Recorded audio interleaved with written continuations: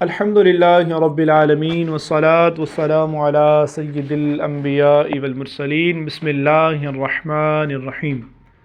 محترم سامعین کرام، السلام علیکم ورحمۃ اللہ وبرکاتہ۔ آپ دیکھ رہے ہیں ہمارا YouTube channel Islamic information official. آج ایک نئی ویڈیو کے ساتھ آپ کی بارگاہ میں حاضر ہوئے ہیں۔ آج ہم حضرت بابا غلام فرید گنج شکر رحمۃ اللہ تعالی علیہ اور ایک متکبر عالم دین کا بہت ہی سبق آموز اور زبردست واقعہ سنیں گے۔ یہ تو آپ میں سے ہر ایک کو معلوم ہے کہ اسلام کے رکن 5 ہیں: کلمہ، نماز، روزہ، زکوٰۃ اور حج۔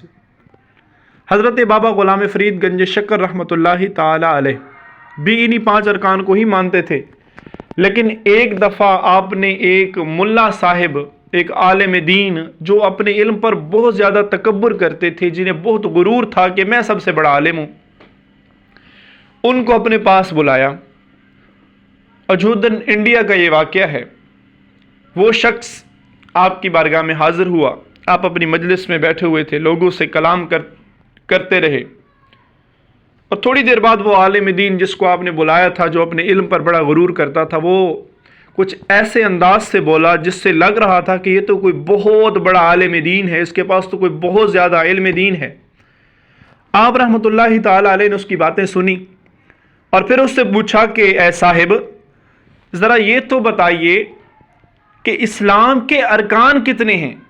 وہ عالم دین فوراً بولا، جی اسلام کے ارکان 5 ہیں: کلمہ، نماز، روزہ، زکوٰۃ اور حج۔ آپ رحمۃ اللہ تعالی علیہ نے فرمایا کہ صاحب، میں نے تو سنا ہے اسلام کے ارکان 6 ہیں۔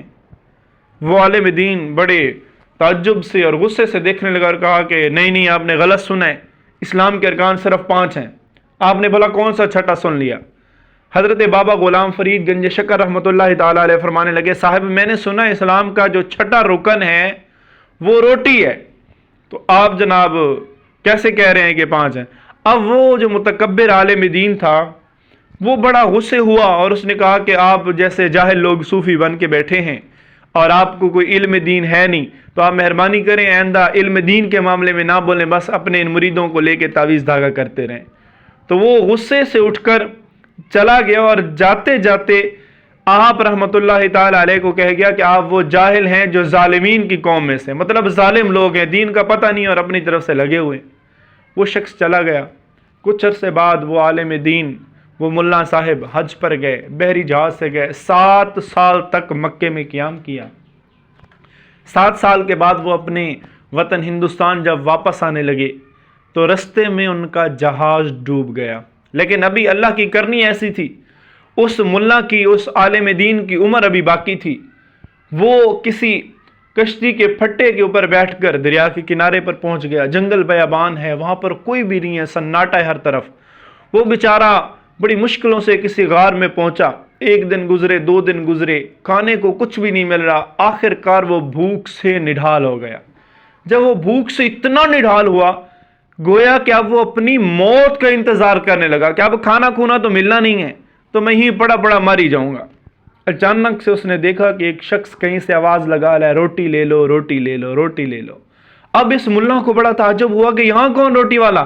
جلدی سے اٹھا، اس بندے کو آواز دی، وہ روٹیوں والا آیا، کہا کہ مجھے روٹی دے دے۔ کہا ہاں میرے پاس روٹی بھی ہے، پانی بھی ہے، بیچ رہا ہوں، دے دوں گا، لیکن قیمت۔ اب یہ ملا صاحب بتانے لگے کہ یار میں مسلمان ہوں، ایسے حج سے واپس آ رہا تھا، ہمارا بحری جہاز ڈوب گیا، میں اکیلا بچ گیا ہوں، میرے پاس تو کوئی رقم نامی چیز ہی نہیں ہے، پہننے کو کپڑے ہی نہیں ہے، بس جو ایک لباس پہنا ہوا ہے یہی ہے، اس کے علاوہ کچھ بھی نہیں ہے۔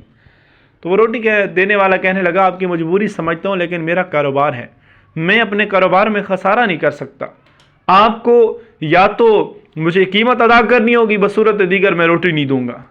اب وہ ملا صاحب کہنے لگے، یار تم مسلمان ہو؟ وہ روٹی بیچنے والا کہتے ہیں ہاں میں مسلمان ہوں، الحمدللہ، اللہ کا نام لے ہوں۔ کہا میں بھی مسلمان ہوں، میں بڑا عالم دین ہوں، میں نے 7 حج کیے ہیں، میں نے اتنے روزے رکھے ہیں، نمازیں پڑھی ہیں، تو تم اگر مجھے روٹی کھلا دو گے تو اللہ تمہیں بڑا اجر دے گا۔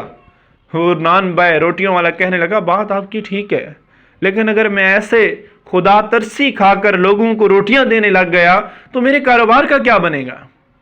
آخر کار وہ ملا صاحب بڑی منتیں کرنے کے بعد جب مایوس ہو گئے نا، اب روٹیوں والا کہنے لگا چلیں ٹھیک ہے میں آپ کو روٹیاں دے دیتا ہوں لیکن ایک شرط ہے. کہا کیا شرط ہے؟ جلدی جلدی بتاؤ، بھوک سے بڑا نڈھال ہوں. کہا شرط یہ ہے کہ ایک روٹی دوں گا، اس روٹی کے عوض میں تم مجھے اپنی 7 جو حج تم نے کیے ان کا ثواب دے دو گے. ہم ملا صاحب بڑے بھوکے تھے. کہا ٹھیک ہے تم 7 حج کا ثواب لے لو، بس ایک روٹی دے دو. اس شخص نے ایک روٹی دی، چلا گیا. 1-2 دن گزرے، پھر بھوک سے نڈال، وہ شخص پھر ویسے ہی واپس آیا روٹیوں والا. اب اس نے کہا کہ میں بغیر قیمت کی روٹی نہیں دوں گا. بڑی منتوں کے بعد جب بات نہ بنی، نان بھائی نے کہا چلیں ایک شرط ہے، آپ کی زندگی میں جتنی نمازیں ہیں ان کا ثواب مجھے دے دو، ایک روٹی لے لو. ملا صاحب نے وہ بھی دے دیا. کچھ دن 1-2 دن گزرے، پھر وہی روٹیوں والا آیا. آخر روزوں کا ثواب بھی لے گیا، وہ زکوٰۃ کا ثواب بھی لے گیا. سارے کے سارے ثواب جب اس نے لے لیے، اس کے بعد جب وہ کچھ دن بعد آیا، اب ملا صاحب کی حالت اور زیادہ بھوک سے خراب تھی. کہا کہ ٹھیک ہے روٹی دے دوں گا، لیکن شرط یہ ہے آج تک سارے ثواب آپ مجھے زبانی کلامی دیتے رہے، آج مجھے ریٹن لکھ کر دیں، کاپی پینسل ہے میرے پاس، اس پر لکھ کر دیں کہ میں نے اپنی حجوں کا ثواب، اپنی نمازوں کا ثواب، اپنے روزوں کا ثواب، اپنی زکوٰۃ کا ثواب سارا تمہیں دیا، بس ایک روٹی دے دو. ملا صاحب نے لکھ کے دے دیا. وہ روٹی والا ایک روٹی دے کے چلا گیا.